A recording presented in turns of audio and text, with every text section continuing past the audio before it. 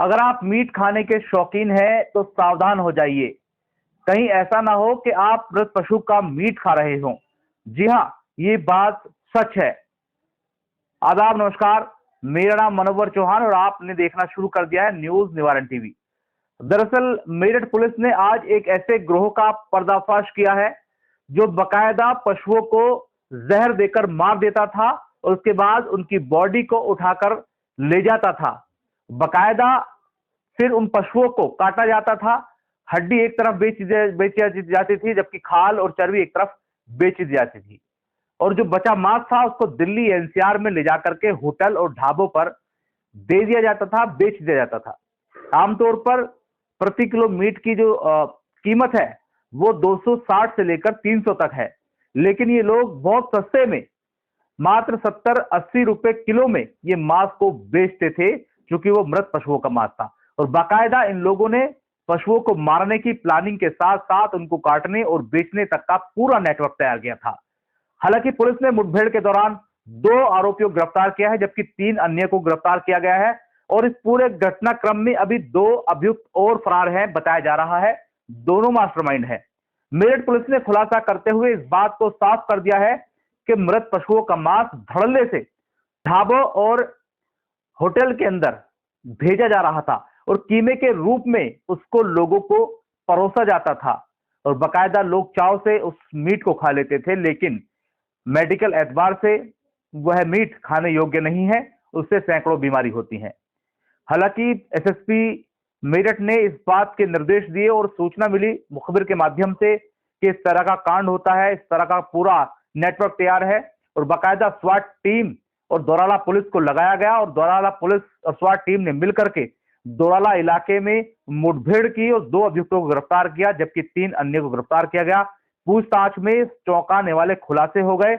लोगों ने बता दिया कि वह पशुओं को बकायदा चारे के अंदर जहर देते थे और जब पशु मर जाता था तो टीम ऐसी थी जो ठेकेदार है, जो मृत पशुओं को उठाकर ले जाते हैं, उनसे टीम से मिलकर के वो पशु उठाए जाते थे और उनको बकायदा फिर मृत पशुओं को ज़िबा किया जाता था और उनका मीट और बकायदा उनकी हड्डियां और मांस के साथ साथ जो खाल और चर्बी थी उस सबको बेच दिया जाता था।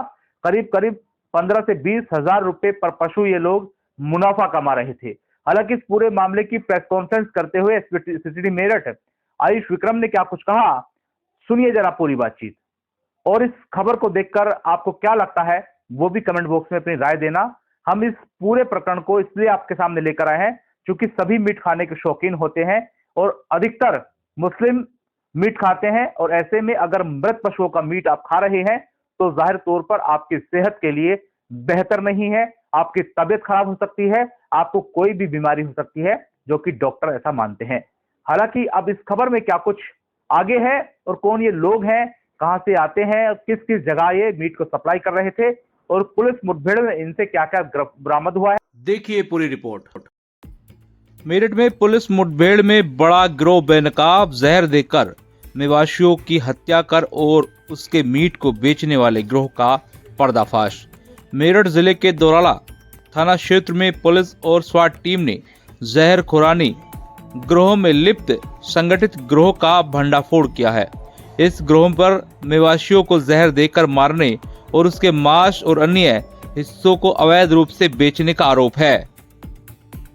पुलिस ने मुठभेड़ के दौरान गिरोह के 2 सदस्यों को घायल अवस्था में गिरफ्तार किया है, जबकि 3 अन्य मौके से धर दबोचे गए। पुलिस या पूछताछ के दौरान खुलासा हुआ है कि यह लोग मेवाशियों को जहर देकर मारते थे। मेवाशियों को जहर देने के लिए विसलपास मिलाकर चारा में छिपा देते थे। मरे हुए मेवाशियों को उठाने के बहाने ये ठेकेदार उनके शवों को खरीदकर अवैध काम करते थे। एक ब्रेक के बाद बताते हैं आपको मृत पशुओं के मांस को कहां-कहां सप्लाई किया जा रहा था। Prem hospital and modular test tube baby centre पिछले 30 वर्षों से निरंतर आपकी सेवा करते हुए अब और भी बेहतर रूप में बिजली बम्बा बाईपास पे भी। State of the art infrastructure, 24 घंटे इमरजेंसी एवं ICU, gynaecology, obstetrics, laparoscopic surgery, laser surgery, cosmetic surgery, infertility, paediatrics, NICU, trauma आदि एडवांस्ड सुविधाओं के साथ कैशलेस सुविधा उपलब्ध है। Prem hospital, inspiring healing, empowering lives, near Shoprix mall, Bijli Bamba bypass, Meerut. दरअसल यह लोग मृत पशुओं के मांस को दिल्ली और आसपास के इलाकों में मांस विक्रेताओं तक पहुंचा देते थे। पूछताछ में बताया कि हड्डियों को मवाना स्थित फैक्ट्रियों में बेचा जाता था, जबकि चर्बी को हापुड़ की फैक्ट्रियों में सप्लाई किया जाता था। इस अवैध व्यापार से मृतक पशु से गिरोह को 15 से 20 हजार रुपए का मुनाफा होता था। इनका मांस होटल और ढाबों पर कीमे के रूप में परोसा जाता था, जो स्वास्थ्य के लिए अत्यधिक हानिकारक है। गिरफ्तार अभियुक्तों में मुकेश शाक्य, अथर कुरैशी, सिकंदर उर्फ बुट्टन, वसीम उर्फ MP और ध्रुव जाटव शामिल है। इनके पास से एक पिकअप वाहन UP 15 HT 3423, तमंचा, धारदार हथियार और जहर की पोटलियां बरामद हुई हैं। इस ऑपरेशन में दोराला थाना प्रभारी उत्तम सिंह राठौर और स्वाट टीम प्रभारी अरुण कुमार मिश्रा सहित अन्य पुलिसकर्मियों ने अहम भूमिका निभाई है। पुलिस का कहना है कि गिरोह से जुड़े अन्य लोगों की जानकारी जुटाकर कार्रवाई की जाएगी। यह कार्रवाई न केवल अवैध मांस व्यापार पर लगाम लगाएगी, बल्कि आम जनता की सेहत के लिए भी राहत भरी है। हालांकि पूरे मामले को लेकर SP सिटी मेरठ आयुष विक्रम ने क्या कुछ जानकारी दी है, सुनिए एक छोटे से ब्रेक के बाद। Swami Vivekanand Subharti University, one of the leading universities of North India. 250 acres campus, 220 plus professional and vocational programs, 20,000 plus students, state-of-the-art infrastructure. Come and give wings to your career with Swami Vivekanand Subharti University, where education is a passion. NH58, Meerut, Delhi, NCR. मारते और मांस supply करने का एक group का आपने भंडाफोड़ किया, किस तरीके से ये पशु को मारते थे और कैसे मांस सप्लाई करते? देखिए, थाना दौराला पुलिस और शहर की स्वाट टीम द्वारा एक गुड वर्क किया गया, जिसमें एक जहर खुरानी गिरोह को पकड़ा है पुलिस द्वारा। इसमें टोटल अभी 5 लोग गिरफ्तार किए गए हैं, जिसमें से 2 व्यक्ति मुकेश शाक्य और अथर कुरैशी, इन्हें पुलिस मुठभेड़ में आज सुबह गिरफ्तार किया गया था। और इनकी निशानदेही पे 3 और जो है सिकंदर उर्फ भुट्टन, वसीम उर्फ MP और ध्रुव जाटव पुत्र डालचंद, इन सभी को गिरफ्तार किया गया। पूछताछ के दौरान इन्होंने बताया कि ये लोग जहर खुरानी का काम करते हैं। इसमें से जो सिकंदर उर्फ भुट्टन है, इसके नाम पे नगर निगम की तरफ से एक ठेका छूटा हुआ है मृत पशुओं को ले जाने का।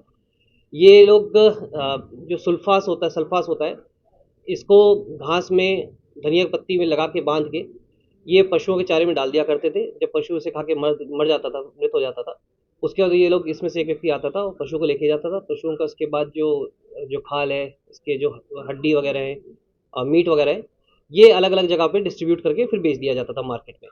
मीट को अभी पता चला हमें, जो अभी इनके पूछताछ में बताया ना, ये लोग दिल्ली में कहीं बेचते थे, आसपास के इलाकों में बेचा करते थे। हड्डियाँ ये लोग हापुड़ में ले जाके बेच दिया करते थे। इसी के साथ साथ जैसे जो 2 लड़के जो पकड़े गए, ध्रुव और ये वसीम, ये इन लोगों को ये लोग 500 रुपये, 1000 रुपये के आसपास दिया करते थे, इसमें जहर डालने के लिए, चारे में डालने के लिए।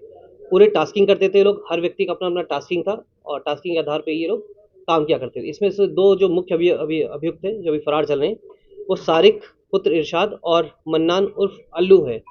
इसमें इस गिरोह में और भी सदस्य हो सकते हैं। इनसे हम लोग अभी जो विवेचना अभी जारी है, विवेचना में जो भी तथ्य सामने आएंगे उसमें आवश्यक विधि कार्रवाई की जाएगी। बताया जा रहा है कि उन्होंने हजारों पशुओं को मार दिया इस तरीके से, और दिल्ली के कौन से होटल हैं किसको टारगेट करते थे और कैसे?